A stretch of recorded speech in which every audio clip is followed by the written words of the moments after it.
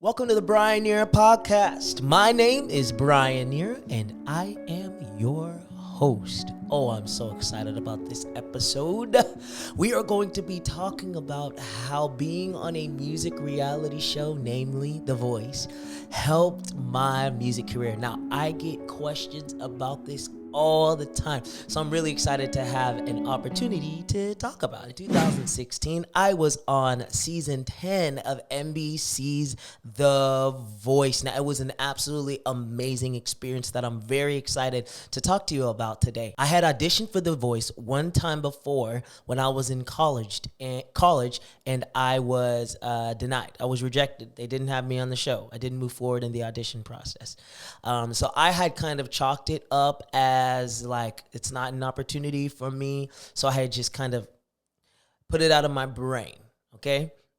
But then when I graduated college, about a year after I graduated college, a little less than a year after I graduated from college, I got an email from The Voice, and they were like, "Hey, Brian, we would love for you to come back and audition for The Voice, to do a private audition." So I was like, okay, this feels like a good time. This feels like a good opportunity for me at the time. Meanwhile, I was doing a lot of music stuff. I had just released an album. I was traveling. I was fully engaged in an artist career, in an independent artist career. So it wasn't like I had just been sitting. I was stagnant, like just waiting for an opportunity. No, this was just an opportunity that came up, and I was like, this feels good. And it was actually kind of a divine thing because I was going to Africa that summer. And so they emailed me about 3 months before the audition. And I remember whenever I was planning my trip to go to Zimbabwe with my parents, I told them, they stay for a month, and I told them, I feel like I need to just go for 3 weeks. I didn't know why I had that feeling in my spirit, but I did. And so I had booked my ticket to come back a week earlier than them. And so it just so happened that the audition for The Voice fell within that week that I was coming back earlier, which was amazing. So I knew I had a sense in my spirit that like this is a divine opportunity for me. So I went into the audition. And one of the things that was really important for me to do that I did different than the first one was just go and be myself in the audition. I felt like the first audition, I was kind of trying to play to what I thought they would like, or they wanted to see from me. But this time I was just like, I'm coming in, I'm gonna be myself, I'm gonna do me. All right. And so I chose songs that fit that disposition that I was carrying. And it wasn't prideful or anything like that. It's just how I was went in. I was like, I'm just going to go in and be myself. So in the process of choosing songs, one of my sisters was like, you should really sing Happy. And at first I was like, Happy? Why would I do that? She had seen me. I had done a performance of Happy that I had put online somewhere, and she had seen it. And she was like, it's really good. You should sing it. And I was like, I don't think so. I don't think that'd be a good look. I don't think it's a very singable song. But eventually I thought about it more. I was like, you know what? I'm going to do it. I'm just going to sing Happy. So I went and sang Happy for my audition in Oklahoma City. And a few weeks after that audition, I got a call from the producers of The Voice. And they said, hey, Brian, we loved your audition in Oklahoma City. We would love for you to come to Los Angeles to audition for the executive producers.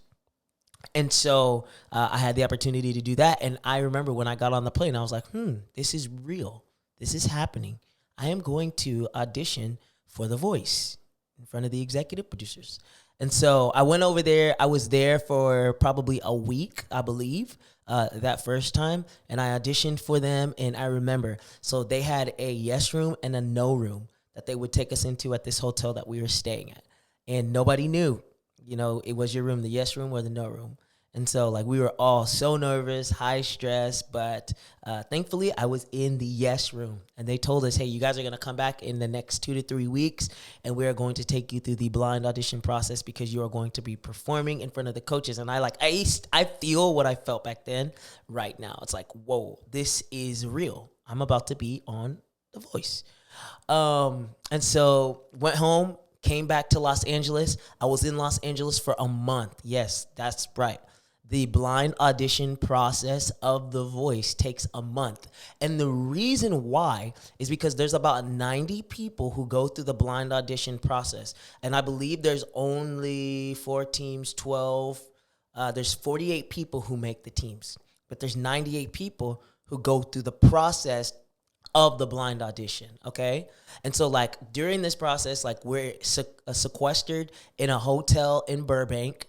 And like we're doing voice lessons, we're doing on-camera stuff, we're doing wardrobe stuff, we're practicing, and then we're just chilling at the hotel in the pool.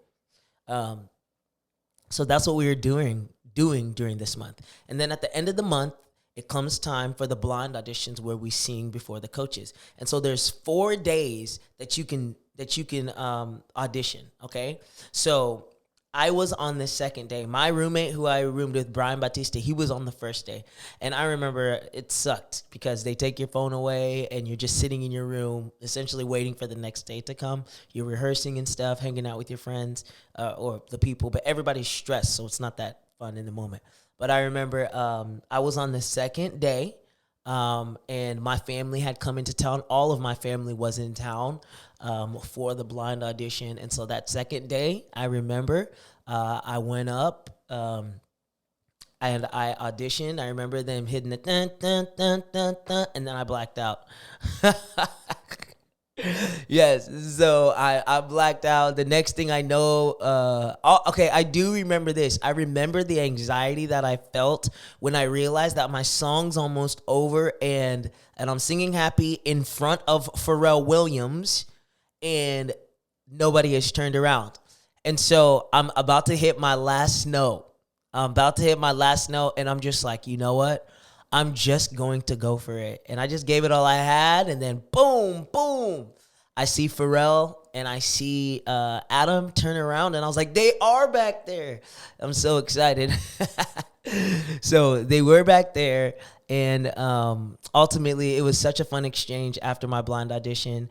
It was really cool. I had the opportunity to sing Jesus Loves Me because Pharrell asked me to as I was telling my story. Throughout that process. And so I ultimately chose Pharrell. I was on Team Pharrell. Then I got stolen by Adam. And I made it to the top 20 of the show. And how did it change my life? That's a good question.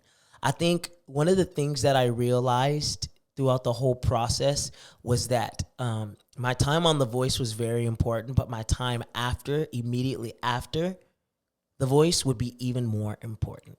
And I was really blessed to have my brother, who's my manager, who helped me also realize that. And he put us in a position after The Voice to capitalize upon everything that we had gained on The Voice, because we understood that the show wouldn't last forever. But what I did immediately after would be more important than what I did. And I needed to be ready to take the next step after The Voice. So what did that look like for me?